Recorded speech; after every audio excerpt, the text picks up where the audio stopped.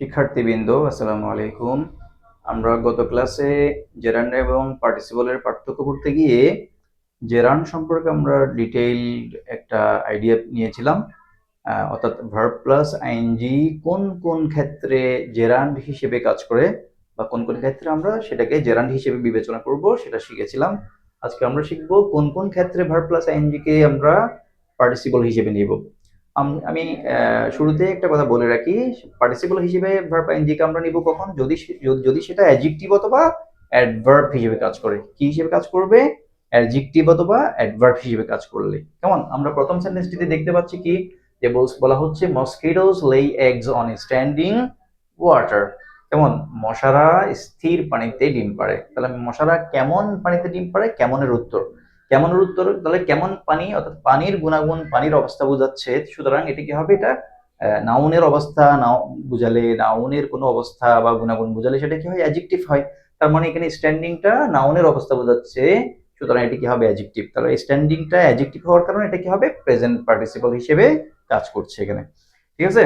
তাহলে এভাবে যখন আমরা দেখবো যে ভার্ব আইএনজিটা অ্যাডজেক্টিভ হিসেবে কাজ করে, কোনো নাউনের আগে বসে নাউনকে সরাসরি মডিফাই করে।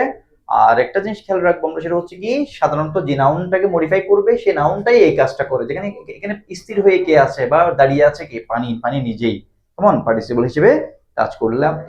এইভাবে আমরা দেখবো কি, যে নাউনকে মডিফাই করবে সে নাউনটাই ওই কাজটা করে। কেমন? আমি যদি রানিং বাস, রানিং বাসের মধ্যে কে রান করে? কেন? বাসটাই রান করছে। কেমন? এভাবে করে আমরা দেখবো যে যদি কোনো নাউনকে মডিফাই করে সেক্ষেত্রে এটা কি হবে? অ্যাডজেক্টিভের কাজ করছে, তাই বলে এটাকে আমরা প্রেজেন্ট পার্টিসিপল হিসেবে বিবেচনা করব। 2 নাম্বার আসি আমরা, পিপল লিভিং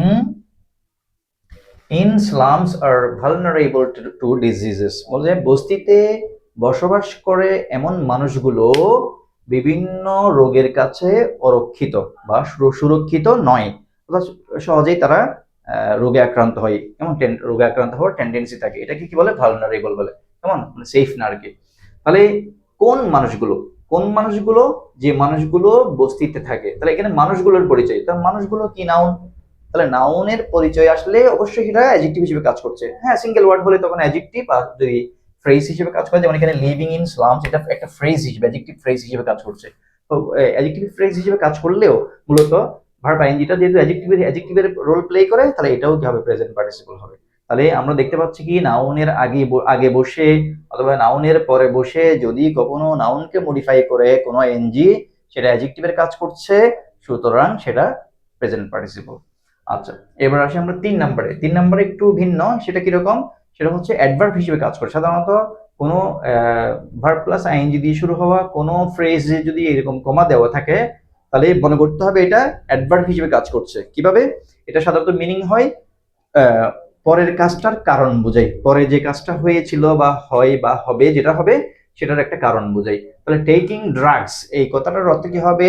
ড্রাগস নেওয়ার কারণে, ড্রাগস নেওয়ার পর, ড্রাগস নেওয়ার মাধ্যমে। কেমন? 3টা মিনিং হতে পারে। ভার্ব প্লাস আইএনজি দিয়ে শুরু হওয়া কোনো ফ্রেজ যদি কমা দিয়ে শেষ হয় এরকম, এটার 3 ধরনের মিনিং হয়। একটা হচ্ছে ওই যে কাজটা থাকবে ওটা করার কারণে, ওটা করার মাধ্যমে, অথবা হচ্ছে ওটা করার পর বোঝাবে। তাহলে এখানে কি বোঝাচ্ছে? টেকিং ড্রাগস, ড্রাগস নেওয়ার কারণে হি বিকেম অ্যাডিক্টেড, সে আসক্ত হয়ে গিয়েছিল। তাহলে সে আসক্ত হওয়ার কারণ বোঝাচ্ছে এখানে। যদি কোনো কাজের বা অ্যাকশনের কারণ কারণ বুঝাই, আমরা কি কি জানি? কোথায় জায়গা বুঝাই, কিভাবে ওয়ে বুঝাই, ম্যানার বুঝাই, কিভাবে হচ্ছে একটা কাজ। তো একটা কাজ কিভাবে হয়, কোথায় হয়, কখন হয়, কেন হয়, এই এই প্রশ্নগুলোর উত্তর সবসময় অ্যাডভার্ব হিসেবে কাজ করে। তাহলে এটা কি, কেন সে অ্যাডিক্টেড হয়ে গিয়েছিল? ড্রাগ নেওয়ার কারণে। তাহলে কারণ বোঝাচ্ছে, কারণ বোঝালে সেটা কি হবে? অ্যাডভার্ব হবে। তো অ্যাডভার্বিয়াল ফ্রেজের কারণ, এটা কি অ্যাডভার্বিয়াল ফ্রেজ হচ্ছে যদি পুরোটা টাইম থাকে অ্যাডভার্বিয়াল ফ্রেজ, আর আইএনজিটাকে আমরা পার্টিসিপল হিসেবে নিব। কেমন? মানে এটাকে পার্টিসিপল ফ্রেজও বলে। পার্টিসিপল ফ্রেজ মানে এটা অ্যাডজেক্টিভ ফ্রেজও আবার। ঠিক আছে? একই কথা। তাহলে এইভাবে যদি কখনো আমরা পাই ভার্ব আইএনজি কে, সেটাকে আমরা প্রেজেন্ট পার্টিসিপল হিসেবে বিবেচনা করব। আরটা হচ্ছে কি, অনেক সময় সেন্টেন্সের শেষের দিকে থাকে, মানে এরকম ভার্বের পরে আর কি, বেবিজ ফল আসলিপ, এখানে কি বলছে? বাচ্চারা ঘুমিয়ে পড়ে। প্লেয়িং এন্ড ক্রাইং, বাচ্চারা খেলতে খেলতে এবং কাঁদতে কাঁদতে ঘুমিয়ে পড়ে। তা বাচ্চারা কি করতে করতে বা কিভাবে ঘুমিয়ে পড়ে? এখানে কিভাবে উত্তর। ঠিক ঠিক আছে, ওই যে বললাম কোথায়, কিভাবে, কখন, কেন, এই 4 প্রশ্নের উত্তর হলে ওটা অ্যাডভার্বের কাজ করছে। তার মানে হচ্ছে কি, বাচ্চারা ঘুমিয়ে পড়ে, কিভাবে ঘুমিয়ে পড়ে, কাঁদতে কাঁদতে বা খেলতে খেলতে। ঠিক আছে, তাহলে কিভাবে উত্তর হলে ওটাও কি হবে, অ্যাডভার্বের কাজ করছে, সুতরাং এটা কি হবে, প্রেজেন্ট পার্টিসিপল। ঠিক আছে, তাহলে এই এই এই এই ক্ষেত্রেও আমরা কি দেখবো যে ভার্ব আইএনজিটা মূলত পার্টিসিপল হিসেবে কাজ করছে। আরেকটা বিষয় হচ্ছে, অনেক সময় দেখবো আমরা এই ধরনের কিছু ওয়ার্ড পাবো, আমরা সেন্টেন্স পাবো যেখানে অবজেক্টের পরে ভার্ব আইএনজি থাকে। যেমন আমরা I found him sleeping, I found him working attentively, আমি তাকে মনোযোগ সহকারে কাজ করা অবস্থায় পেলাম। ঠিক আছে, তাহলে আই স হিম, আমি তাকে পেলাম স্লিপিং অ্যালোন। তাহলে এখানে স্লিপিংটা মূলত হিমকে ব্যাখ্যা করছে, মানে সে কোন অবস্থায় ছিল, কেমন, আমার দেখার অবস্থা না, এটা হচ্ছে তার অবস্থা। তার মানে কি, কোনো নাউন বা প্রোনাউনের অবস্থা বোঝালে সেটাও অ্যাডজেক্টিভের কাজ করে। আমি তাকে দেখলাম একা ঘুমোতে, মানে একা একা ঘুমাচ্ছিল সে, তাহলে তার গুণাগুণ বোঝাচ্ছে, মানে তার অবস্থাটা কি ছিল সেই সময়, আমি যখন তাকে দেখেছিলাম তখন তার অবস্থাটা কি ছিল। তাহলে সে কি, সে হচ্ছে প্রোনাউন। এরকম যখন কোনো অবজেক্টিভ প্রোনাউনের পরে যখন ভার্ব আইএনজি থাকবে, ওটা মূলত ওটাকেই ব্যাখ্যা করছে, তাই এটা অ্যাডজেক্টিভ হিসেবে কাজ করে। অ্যাডজেক্টিভ হিসেবে কাজ করার কারণে ওটাও প্রেজেন্ট পার্টিসিপল হবে, কেমন। আচ্ছা, এবার আমরা একটা কনফিউশন দূর করি। অনেক সময় ভার্ব আইএনজি, আমরা তো প্রথম এটাতেই পড়লাম যে নাউনের আগে যখন ভার্ব আইএনজি হয় সাধারণত ওটা কি হবে, প্রেজেন্ট পার্টিসিপল হবে। হ্যাঁ,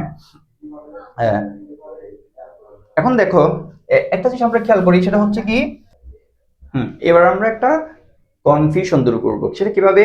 আমরা তো এখানেও দেখতে পাচ্ছি যে প্রথম 1 নম্বর আমরা কি দেখেছিলাম, স্ট্যান্ডিং ওয়াটার। স্ট্যান্ডিং ওয়াটারে ওয়াটারের আগে স্ট্যান্ডিং ছিল, ঠিক একইভাবে এখানে ওয়াকিং স্টিক আছে, কেমন।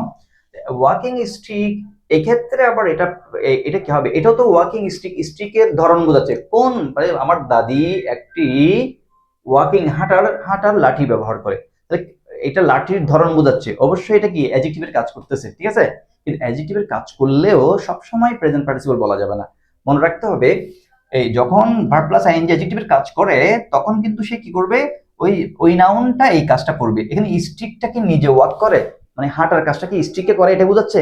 হাঁটা তো আমার দাদি হাঁটে, তাই না, কিন্তু এখানে ওয়াকিং স্টিক দিয়ে বোঝাচ্ছে মতো stick for walking, stick for walking, মানে এখানে এরকম সাধারণত পারপাস হিসেবে ব্যবহার হয় এটা।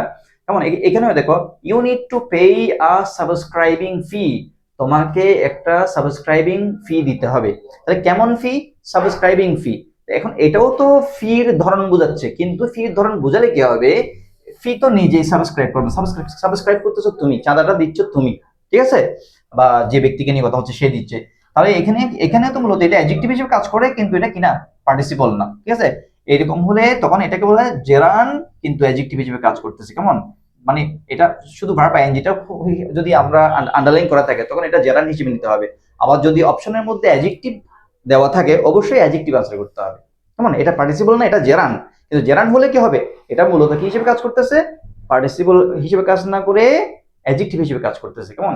এমনি তো ভার্ব প্লাস আইএনজি অ্যাডজেক্টিভ হিসেবে কাজ করলে আমরা অন্যান্য ক্ষেত্রে কি বলি, পার্টিসিপল বলি। তবে যদি যেই নাউনটাকে বোঝাচ্ছে সে যদি এই কাজটা না করে, তখন আমরা এটাকে পার্টিসিপল বলবো না, এটাকে জাস্ট অ্যাডজেক্টিভ বলবো, জেরান্ড অ্যাডজেক্টিভ বলে। ঠিক আছে, এইভাবে করে আমরা আনসারটা করতে পারবো। তাহলে আমরা জেরান্ড এবং পার্টিসিপল সম্পর্কে টোটাল একটা আইডিয়া পেয়ে গেলাম, বাকিটা পরের ক্লাসে ইনশাল্লাহ।